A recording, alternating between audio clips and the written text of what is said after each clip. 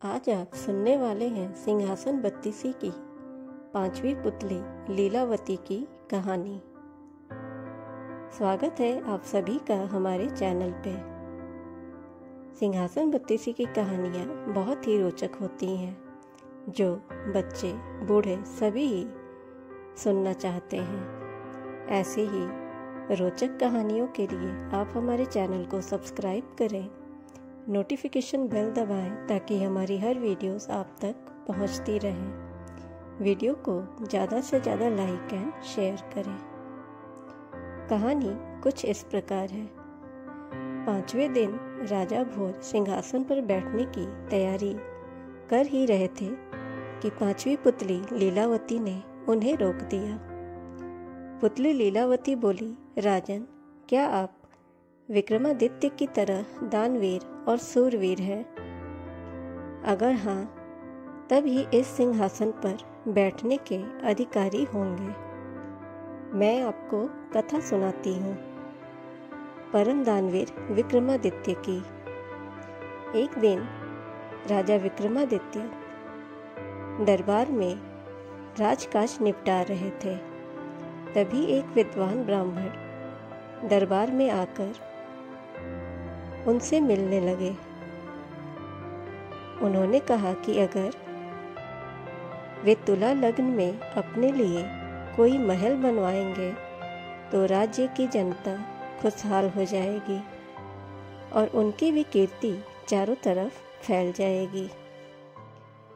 राजा विक्रम को उनकी बात जच गई और उन्होंने एक बड़े ही भव्य महल का निर्माण करवाया।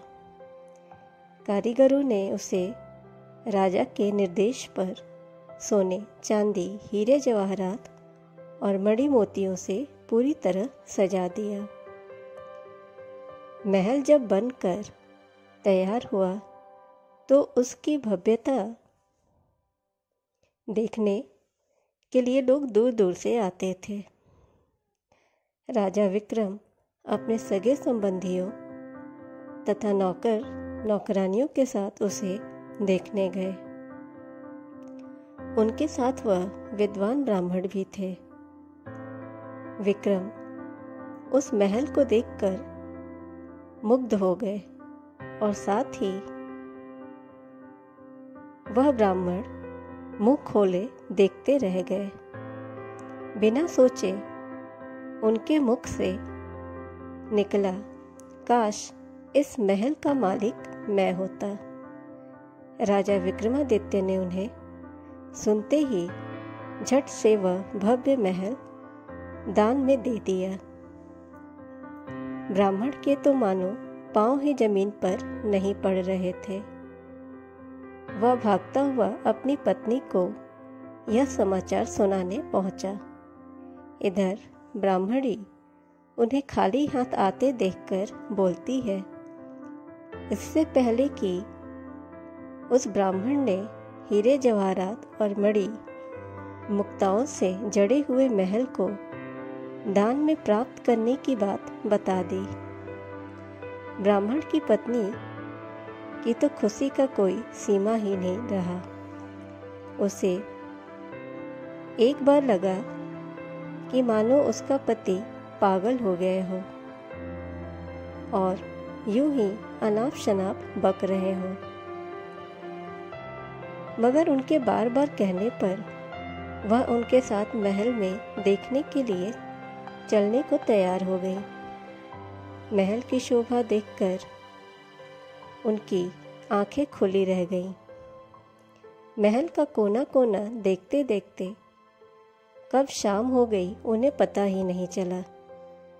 थके मंदे वे एक शयन कक्ष में जाकर आराम करने लगे।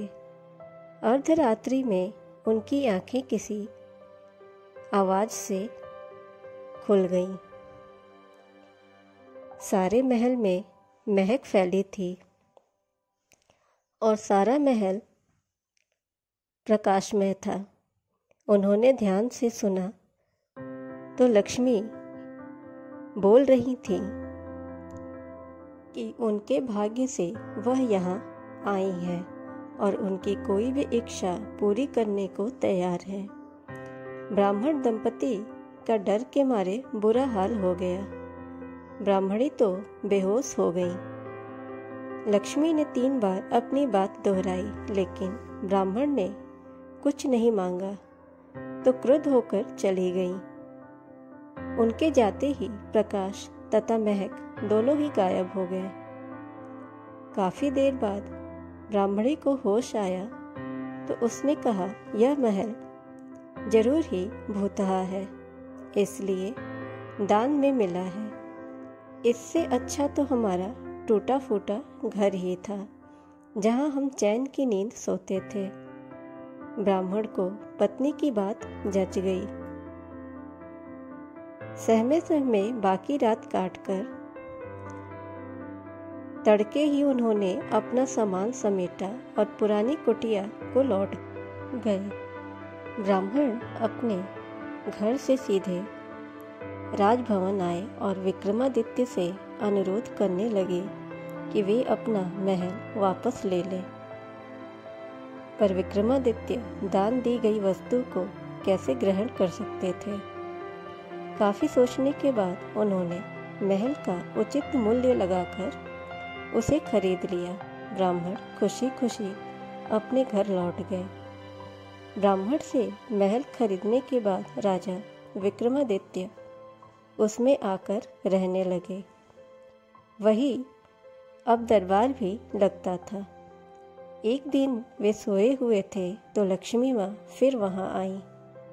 जब माँ लक्ष्मी ने उनसे कुछ भी मांगने को कहा तो वे बोले, आपकी कृपा से मेरे पास सब कुछ है। फिर भी अगर आप देना चाहती हैं तो मेरे पूरे राज्य में धन की वर्षा कर दें और मेरी प्रजा को किसी चीज़ की कमी न हो। सुबह उठकर उन्हें पता चला कि सारे राज्य में धन की वर्षा हुई है और लोग वर्षा वाला धन राजा को सौंप देना चाहते हैं। राजा विक्रमादित्य ने आदेश दिया कि कोई भी किसी अन्य के हिस्से का धन नहीं समेटेगा और अपने हिस्से का धन अपनी संपत्ति मानेगा। जनता जय जयकार कर उठी। इतना कहते ही पुतली लीलावती बोली, बोलो राजन, क्या इस कथा के बाद तुम इस सिंहासन के योग्य अपने आप को समझते हो?